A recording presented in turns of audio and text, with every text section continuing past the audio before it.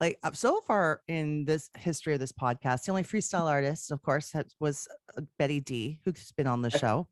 Okay. And I was just such a huge fan of the genre as a child. Um, Now, to get back into your history, you were born in DC, is that correct? Right. I was born in Washington, D.C., in Georgetown, George Washington Hospital. But I don't remember much of it because I was a baby, a newborn. And Mhm. my mom she used to work at one of the embassies as a cook, as a chef. Mm. And she was so busy, she sent me with my family to Puerto Rico. So I remember a lot of growing up in the island of Puerto Rico in my farm, in the farm that my family had. So from the ages of pretty much newborn to like 7 years old, it was all the island of Puerto Rico. And do you ever get a chance to go back and visit Puerto Rico? Oh, absolutely. Oh, Yeah. yeah. My brothers are still, my family members are still out there. Unfortunately, because of COVID and restrictions, we can't. Well, now it's a lot more looser. We can go in, but back then. But yeah, we make trips every year. We do cruises, we hang out, and we visit the family. So I'm actually planning on going this summer again because two of Mm. my older brothers still live out there. They have families and I have nephew, nieces out there. So, and a lot of fans out there in Puerto Rico. So I'd like to go out there. It's a lot of fun. That'd be nice too if you get to do performances while you're there. Yeah, I actually, the last time I did a performance there was, I would say about like 7 years ago. It was a while ago. Believe it or not, my Latin music connected there more than my dance music. My dance music is known there, like my freestyle stuff Mhm. and the stuff that was charted, like Batter the Heart and the remake of Don't Stop Believing and I think Without You. But the Latin stuff, the Spanish recording stuff, that's what they remember. Yeah, and I think it's really exciting too that you were recording in Spanish at the time too, when Yeah, some Spanish artists were focusing on Anglo recordings. yeah, yeah. You're absolutely right. Yeah, that was the time of the big Latin boom with Ricky Martin and Mhm. Shakira. I was already, well, Colombia had came up with a genius idea. So it's like, hey, he speak Spanish, let him sing Spanish. So again, I grew up listening to Spanish music as a little boy in Puerto Mm. Rico, and when I came back to the States, I didn't know any English, so all I knew was Spanish. I had to relearn English again. But I got the best of both worlds. I grew up with musicians who a lot of my peers probably don't even know. There were a lot of older cats, and they were mostly ballads, but it was infused in me already, Mm. whether I knew or not. All I knew is when I came back, and if I heard a song, I could easily sing it without a problem. And music was music to me, so it didn't matter what language I was singing in. I just knew I could do it. So Mm. when Columbia Records approached me and they decided to do like a marketing campaign, I'm like, let's do it. Let's do it. So that was kind of cool. It opened a lot of doors for me as well in the Latin world per se. Mm. One thing I was going to mention is I was doing some of my research on you and your music, and I was so surprised to hear that you had done a cover of "Baby I Believe in You" Oh by the yeah. New Kids on the Block, and it's Oh, amazing. huge blockhead. I'm a blockhead. I love the New Kids. I went on tour with them in 1990. It was me, Perfect Gentleman, Brenda Mhm. K. Starr, Marky Mark, and the Funky Bunch. I forgot who else. It was another group. And I remember meeting Dick Scott backstage. I don't know if you know who they are. They used to Yeah. manage Maurice Starr. Saw him and met Mhm. so many amazing people, and they were so cool. Donnie Wahlberg and Danny. They were so nice to me, man. Yeah, they used to call us track acts. So every time we used to go into the big arenas, obviously, the tickets, people, the fans were there to see the New Kids on the Block. But since they were on the same label as us, the record companies put a lot of label mates together, and they were like, "All right, track acts this way." I remember the first time I heard that, I'm like, I looked over to my manager at the time. His name was Louis. Louis, I was like, "Are they calling me a track act?" He goes, "Yeah, bro, that's what you are. Get used to it." I was like, "No problem." What does that even mean? Track Track act. So act. track act means so they had a band. Mhm. We had tracks, meaning Got music it. track. So we had just instrumental music. So Okay. we were considered track acts. So track acts that way to your dressing rooms, and the bands to the only band there was I think the only band that it was the New Kids on the Block, and I think Debbie Gibson. Oh, okay. Yeah, yeah, yeah. I So was gonna say. yeah, we crossed I crossed paths with so many musicians back in those days in the 1990s. I'm talking everyone: Janet Jackson, Paul Abdul, Michael Jackson, Prince, Mm. Donna. It was just crazy how we were all in the same room. Obviously, they had a bigger fan base than we did, being, more because dance was always considered at the bottom of the Mm. totem pole when it comes to category of music. Mm. And well, in those days, and it was something that not that many people knew about. Not many people knew about the style of music that was coming out of the Northeast in New York and Florida and Chicago. Yeah, and isn't that pretty much the definition of freestyle? Is the origins are from the Bronx and New York City and that area? That's Yeah, where a lot of the artists got together. absolutely. Yeah, mostly Latin-based communities.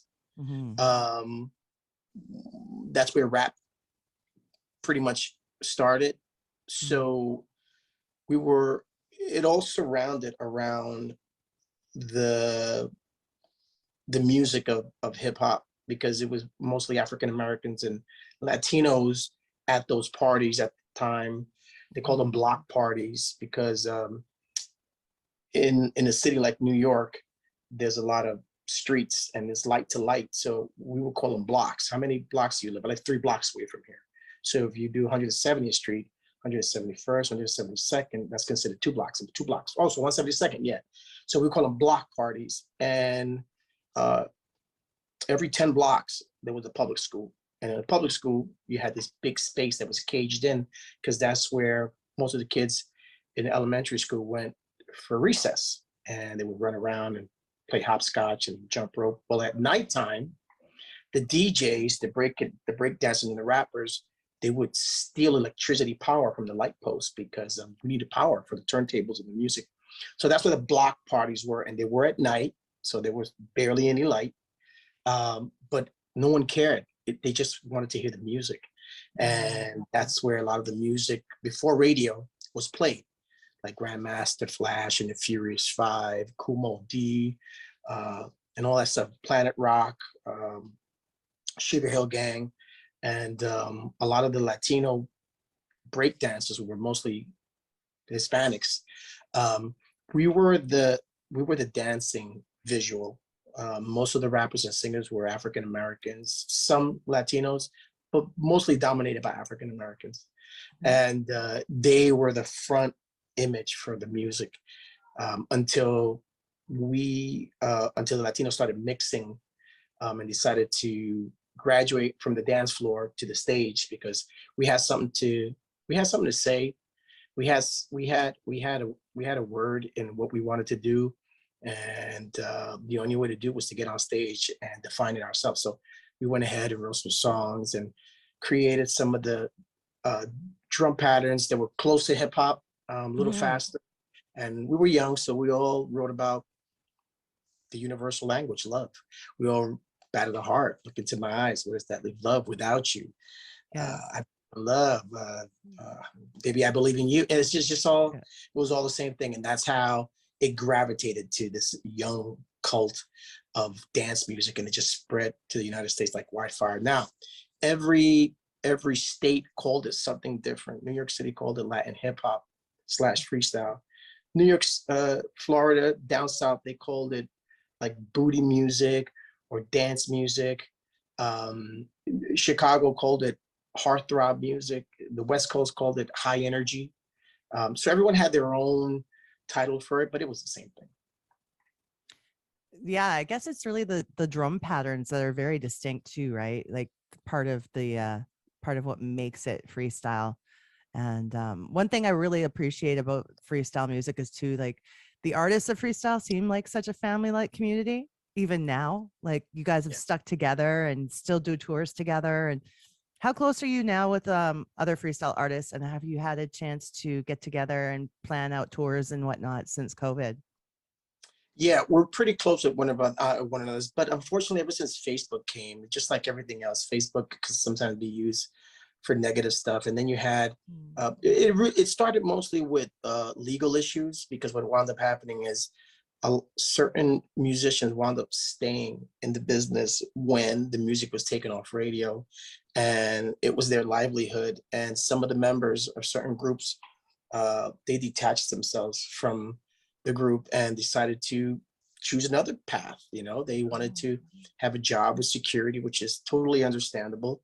And some of the musicians stood, and they decided to copyright names, and that's when everything just hit the fan.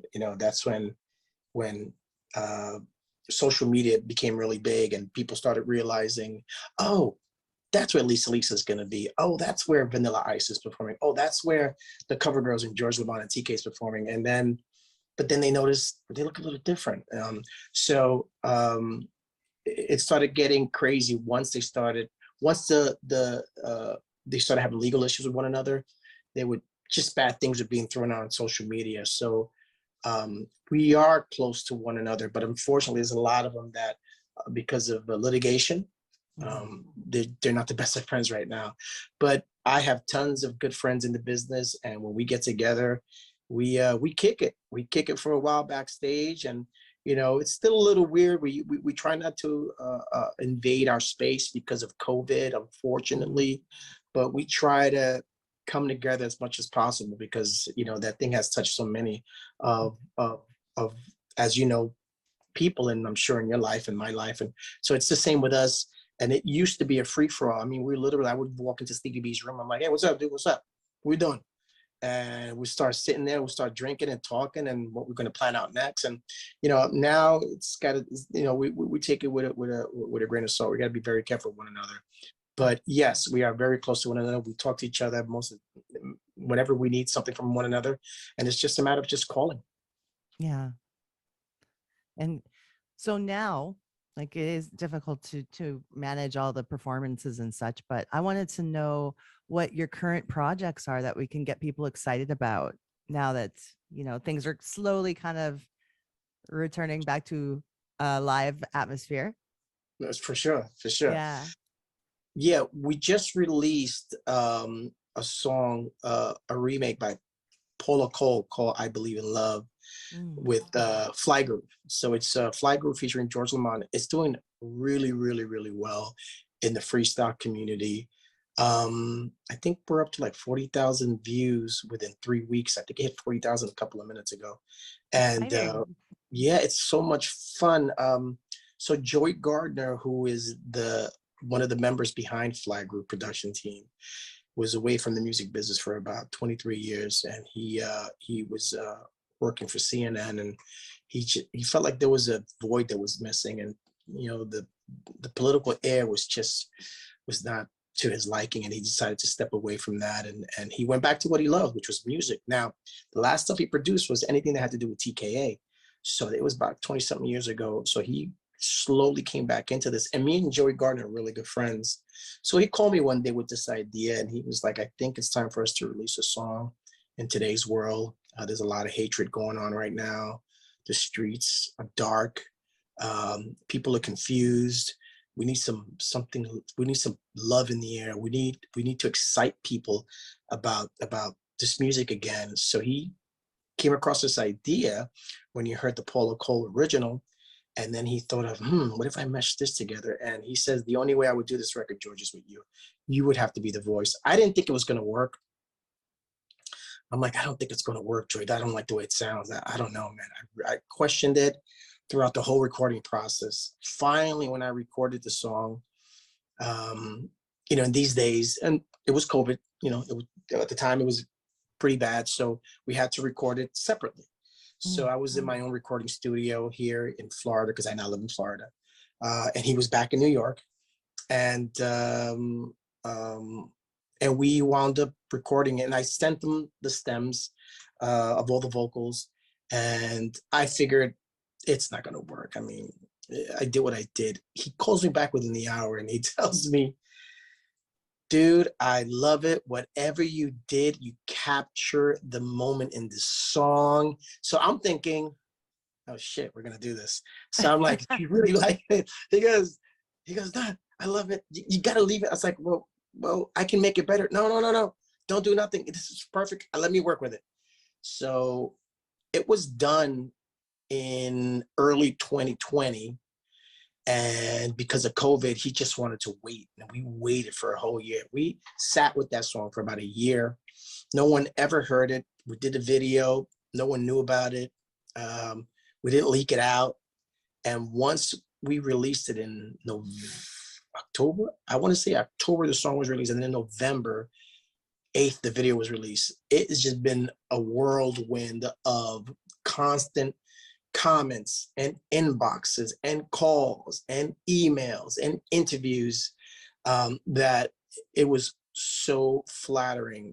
So the song is called I Believe in Love, featuring myself. And that's the record we have out right now. I definitely want you guys to check it out. We're going to play it. We'll play it on the show. Yeah, definitely. And I want you guys to tell me if you recognize my love interest. It's a good friend of ours, and she's been in a lot of movies and TV series, and she did this favor for Joey Gardner. So I was so grateful for her to be a part of it. A little intimidating, because she's done so many great movies, but it was fun. It was fun. We had a great time. And a lot of people are like, wait a minute, isn't that from? I'm like, yes, it is. Oh, it's like a little Easter egg for us to figure out. Hey, I'm into that. Okay, sweet. And we'll make sure that we also share the video on our playlist on our YouTube too. Please do. Awesome. Check it out. Oh, I'm so excited. So any concerts coming up? Yes. Future? Yeah. I am. So I'm on, if any of my fans want to know where to follow my tour dates, Bands in Town is an app that I use. And my website, www.georgelamond.com. Yeah, New York.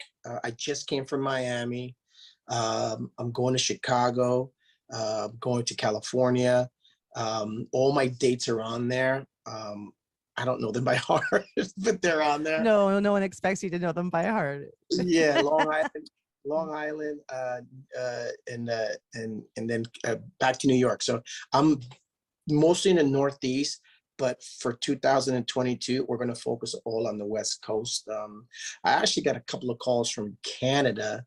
So we're working that out as well. I know it was Montreal. Montreal was one of them. So we're working with that right now. Oh, it's a beautiful city. That's that. Like, I mean, I'm on the opposite side of the country, but I always hear how beautiful and amazing Montreal is. The food, the culture. I love it. I mean, the culture is one of them. I think it's fascinating. It's almost like going to Puerto Rico. If you go to Puerto Rico and you go to a Chinese restaurant, you walk into this Chinese restaurant, and just like any Chinese restaurant in New York City, you tell them what you want, and they'll tell you, okay, this is what you want to. In Puerto Rico, they will speak to you. If you close your eyes, it sounds like an island. It sounds like a local. They speak Spanish, amazing, better than me.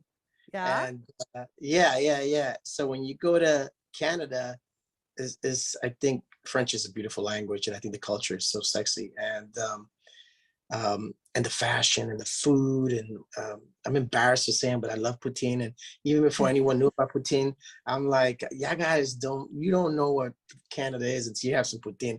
That thing is addicting. It's not the best not the healthiest food for you to eat, but I don't care. It's delicious. Yeah, it's not a real poutine too, unless it has the cheese curds. You can't just put the shredded melted cheese. Apparently, it has to be the curds. No, they call that disco fries in New York. That's what the diners used to do in the 1990s. After drinking so much alcohol, I'm sure that's where poutine came into play. You would go clubbing. You have all this alcohol in you. You go late to a diner or to a restaurant at night. They used to stay up really, really late they were actually 24 hours.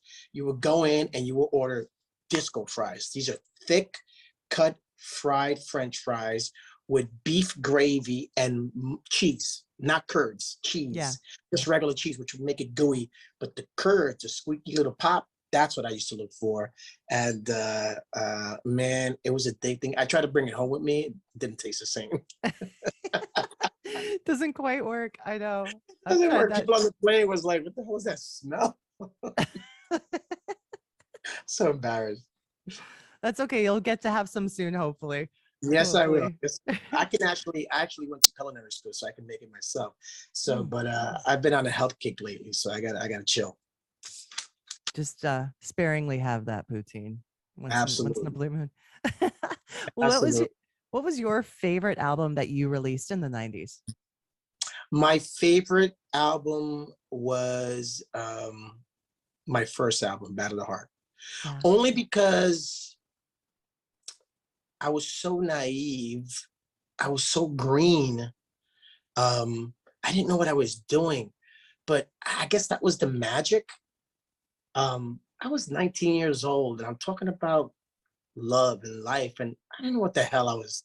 Was I thinking? I didn't even experience love yet. I didn't have any kids, but that was the fascinating thing, the way I connected to these songs and what I was writing and the people I was working with, because it was a team effort. Like, I mean, my whole team was like amazing. Like my product team, my management, my production, the engineering, my background vocals, the co-writers I worked with, the writers that submitted music. I learned so much from this first album that it was like music life 101. And one of the things that I appreciate at that age was that we didn't have social media like we have now. We literally had to fly to countries to meet people physically, shake their hand, hang out with them for a while, get to know their likes, their dislikes, their passions, visit the distribution rooms,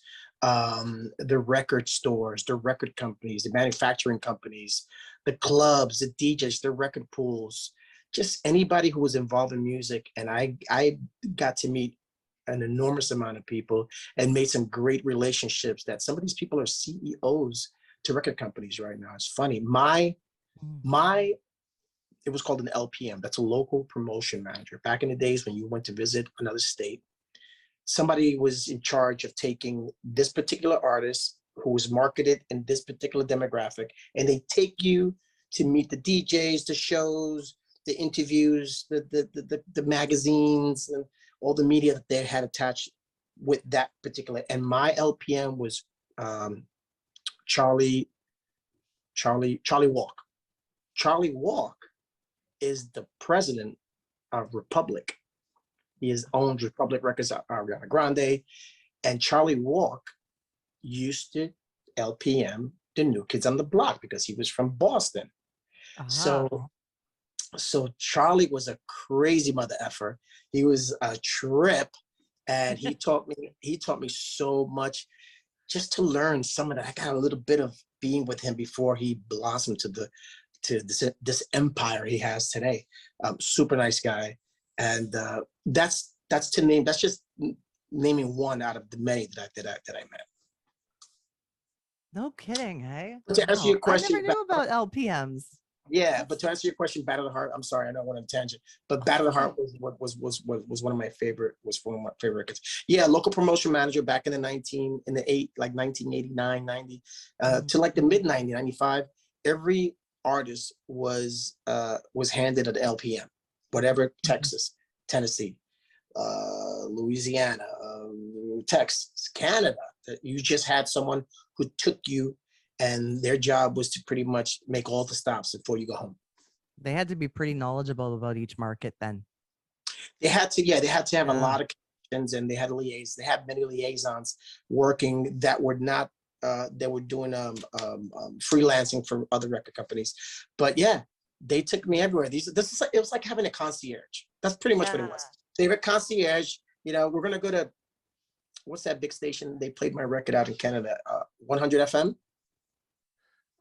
I don't know. It might have been probably out of Toronto, is what I'm guessing. Yeah. So we had an LPM out there, and he pretty much, he was the one that facilitated anything that has to do with radio stations out there. So it was oblivious to me because I didn't know, but they come back and they would pretty much report, hey, this station is playing your record. this TV show is playing, wants to do an interview, this magazine has been playing, da da da. So it's like a concierge to the ears, to the streets of every type of media that could promote the actual single that was out at the time. Hmm. Pretty Well, cool. from going from your favorite album to deep cuts and album tracks, what would you have wished would have been a single? What's a song that you would have chosen that you would have loved to have had that opportunity? That's a really good question. I've never been asked that question before. I always wanted, there was a song on the first album, it was called Love's Contagious. Mm. Love's Contagious was a song about just living in a better world, and everyone making the right direction, taking the right road to positivity, and everything was all love in the air, and there was no wars. It was just about, it was just like a sort of coming together. And it was a song that kind of didn't make sense, but it worked. And a lot of fans, a lot of George LaMond fans, they love that one. Yeah. They love that one. Love's Contagious is one of the singles that, it was a B-side. It was a B-side to another song. So it wasn't really like a single, it was just a B-side. No, we'll make sure we play a clip of that song too and share it with everybody. Yeah, they're gonna bug out. It's a really good song. It was actually the B-side of a cover I did with Mark Anthony. It was the single was "I Want You Back" by the Jackson Fives, and I had Mark Anthony as backgrounds for me at the time. He wasn't recording at the time. He was still, trying to find himself, trying to find that niche that he had. So he was recording pretty much anything that had to do with dance music or ballads or pop theater, until he blew up with the Spanish stuff. Yeah, because I know he's primarily a salsa artist. So I was thinking, I never really thought about him doing dance music. Yeah, he did a lot of you Googled a lot of songs that he put out. And nothing that stuck, but if you're in the dance community and the music business, you just know that you've heard the songs, you know the DJs who played it, that you probably had a cassette or a CD yourself. They never broke the pop charts, but he had a bigger calling. Yeah. We're big calling, and it did Things very worked well. out for Mark Anthony. Yeah, he's fine. Let's not talk about him anymore. Forget about Mark. Tell me about the project Urban Society. So this was working with Robert Clivilles, correct? Oh my goodness, yeah, Urban Society. So this was I had I had 3 recording deals in like 97, 98. I had an international recording deal, I had a Latin deal, and I had an English deal. So in the international deal, this was going to be released in Japan, and it was a boy band, but it was a more of an adult contemporary boy band, multi genre, gender. We had females in the group, like a lady singer who's I forgot her name, but she was an amazing singer. National too. We had a lot of people from other countries who were recording on stuff, who all came together, and it was a group of us. And it's funny recording that album. First of all, Robert Clivilles he's a genius. Him and David Cole from CNC Music Factory, and obviously they've had major success. But he was also a good friend of mine, and he also started in the freestyle. He recorded their first song was a record by Seduction. Can you feel my heartbeat? You make me feel. I think they did that one, and I think they did Lydia Lee Love. That's when they first started, before they started working with like Whitney Houston and the New Kids on the Block and all that. And it was a group that through the process, I was doing the majority of the vocals, but there was a lot of members coming in, coming out, coming in, coming out. So it started with 4, and then it turned into 6. And unfortunately, during the ending of the album, the album never really took off because of the negotiations fell from Sony Japan, but they did release the record, Japan only.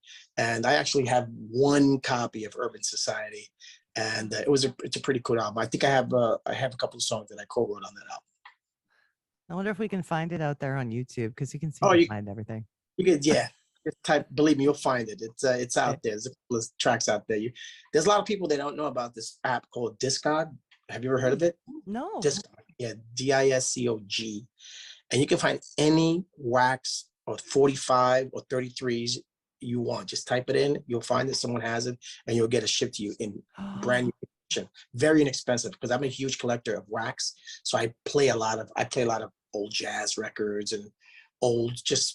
I like, if I can read the credits and hold it in my hand. I know it's nostalgic. There's something about holding a piece of record back in the days. Remember those days when you would open the record and you just read everything? I've said this. Oh man, there was nothing like Tuesdays, because that's when all the new releases came out. And just going to, in Canada, we would go to the HMV usually, or the Oh Sound my the Record God, Man or whatever. HMV. Wow, HMV. That's crazy. Yes, I remember them very well. Yes, and getting a physical copy, taking it home, turning it on for the first time, and just like engaging yourself in the whole experience is just such a missing feeling, you It know? is. It is. And you know what? You hit it right down the nod. You know, coming home, there was no previews. There was no um, uh, advanced copies of sound bites. Like, you didn't know what you were going to hear once you took it out the plastic, took it out the sleeve, and put that shiny wax paper right on the record. And when you hear that, in the first couple of seconds, you either loved it or you hated it. But that was the experience.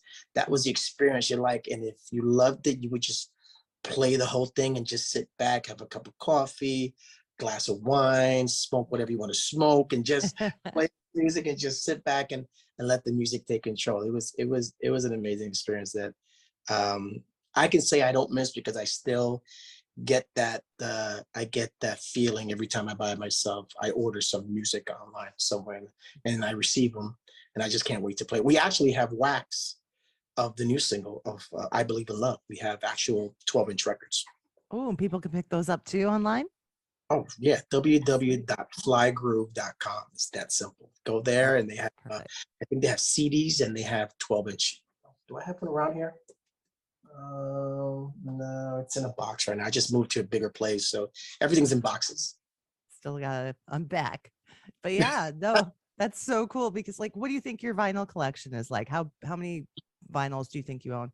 So I didn't want to go crazy with it, because vinyl takes a lot of space. Yeah. Most of it is in storage in New York City. So I started another collection down here. I have like I just started. I have like about maybe 75, 50, nothing crazy, because that takes up a lot of room. And next thing you know, I got like 3 full boxes of like TV size 30-inch, 40-inch boxes of records all piled up in storage. So, and that's not including the cassettes, because I have tons of cassettes as well, and 45s. But mostly my collection have been anything with instrumental or jazz. I love jazz. I've been listening to jazz a lot. So that's the kind of stuff I've been kind of listening to right now. Oh, wow. Yeah, no, I want to get into the whole collecting thing, but you're right. It is a space issue. And it's expensive. Yeah. No, yeah. I mean, you might be lucky if you go down to like a flea market or something and you can get some kind of like gems. But yeah, it can cost like $40. I'm thinking Canadian money, but like $40 for a brand new record. Honey, it's the same thing over here. $40 US dollars. Same thing over here. It's up there. But if there's something that you want, and if I see it and I know I'm not going to see it again, I'll grab it. Like if I'm looking for the new Adele. I want to get the new Adele record. So, but I want to get the actual album. So I haven't seen it yet here. But once I get it, I'm going to grab that bad. But that's going to be my collection. Excellent. Yeah, I'm already liking what I hear from that. Yeah, she's no joke. Good for her. Now, we're wrapping things up pretty soon here. I was going to ask you too, what kind of like TV shows did you enjoy visiting the most? Like some of the appearances you've made, and like your favorite hosts and experiences like that. Yeah, I used to love going to 103.5 KTU, and I would love hanging out with Fast Freddie Cologne. Fast Freddie Cologne was one of the air personalities that every time I called, I would just show up to the radio station, and that was on 103.5 KTU FM in New York City back in the early 90s. He was someone that was always treated me with open arms. He was a fan. Broadway Billy as well from KTU, same radio station. And I used to love to visit downtown Julie Brown on Club MTV. She was such a sweetheart. She made me feel like that was my home. And we used to have so much fun because it was all recorded live on it depended the location it was. Because back in the 90s, there were so many clubs in the New York tri-state area. Excuse me. I remember them recording one at the Palladium. This place was huge. It was a old theater that was they had recreated and they fixed, and they spent millions of dollars. And when I'm talking, this place was huge. It was huge. You could fit about 5,000 people in there, and they recorded. I think I sang. If you go on YouTube, type in George LaMond and Battle of the Heart. I think I was wearing a red blaze. I don't know what I was thinking. I thought I was Mr. I don't know. I thought it was Elton John or something. But it was so much fun to record that live. I remember we did it live. They had to ask, do you have the vocals? Because sometimes audio on shows don't come that great if you do it live. You're not set up the right way. And I said, no, we don't have the tracks that we have. We have no vocals. It only have supporting background vocals. They were like, oh shoot. So we did one shoot and they tested it out and they were like, he sounds great. Let's do it again. So we recorded. That was actually live vocals, because sometimes if you did like Soul Train, they have the vocals on there and you had to lip sync. And I was the worst lip syncer. I hate doing. You could tell right away. I would mess up all the words and everything. It was the worst. Yeah. No, I'm aware there's quite a few shows that actually require lip syncing, and I don't think people know that. It's not your choice. No, isn't that sad? But you're in the business of audio and video, so you would know, because it has to sync up. And if it doesn't sync up, I'm like, but wait a minute. They look like they're huffing and puffing up there, and but they sound on point. It's like, but I get it. It's about the show. It's about the performance. It's not about how exhausted you look on TV. So not to take away from anybody else. And it gives people a chance to know you. It's a good promotional tool. Then they can come see you at your real show. There you go. And I'm glad you brought that up, because right now, the new single, I Believe in Love, I'm performing. It's the first song I always do. And I perform it with the vocals. I want them to experience the song in itself if they've never heard it. I want them to hear it the way they're going to hear it if they purchase the CD. And then when they know it, which I told myself I'm giving myself 6 months I'm sorry, 3 months to perform it that way. And then after the 3rd month, I'm going to start performing it live. And I'm going to take a gauge, see if people are feeling it. But I tell you this, every time I perform that song right now, the first time I come out with the song, people just, they recognize it. In my markets anyway, and that's a good feeling. They really like it. So I'm glad. I can't wait to share it on the show too. I'm very excited for that. You're gonna like it. You're gonna like it. I play a dad in the video. So I remember telling Joey, I don't even want to be in the video, bro. He goes, Chuck, but you have to be in the video. You're freaking George LaMond. I'm like, yeah, I'm old George LaMond. I don't want to get someone else. He goes, who the hell are we going to get? So I tried everything in my power to not be in the video. But, what are you going to do? He twisted my arm. And I'm like, fine. He goes, look, you won't be in it as much. I'm like, so when I saw the video, I felt bad because I wasn't in it as much. I'm like, you don't show me much. He goes, what the hell? You just finished telling me you don't want to be in the video. So it works out perfect. Oh, I'm so glad that we spent time talking together today. And I can't wait to share this whole episode about your music with everybody. Before we leave, I wanted to ask you, what food, clothing item, toy, any of those types of things would make you nostalgic for the 90s? Rubik's Cube. Yeah? The Rubik's Cube and the Sony Sports Walkman. I used to rock that big yellow thing. I used to rock those foam headphones everywhere I went. And you couldn't tell me nothing because that was the best sound ever. It was called the Sony Handyman, yellow, and everyone wanted one. And I know I had one first in my neighborhood. So Rubik's Cube. Anti-skip with bass boost. Anti-skip, fast forward, and Dolby. Don't forget Dolby sound. So that's right. You thought you were the ish every time. You was like, well, my ish got Dolby. I don't know what crap you got, but I got the right one. Yeah, man. Now you see commercials, the guy running with it, and he's banging it because it's skipping. Exactly. Oh, well, thank you so much, George. It was a pleasure. Naomi, it was a pleasure. Thank you for having me. I would definitely love to see this, and I want to send a shout out to everyone out in beautiful Canada. I don't go up there as much, but I talk about it from every visit that I've been to, and the people are so beautiful and welcoming, and Yeah. I love the feel and the energy out there and up there.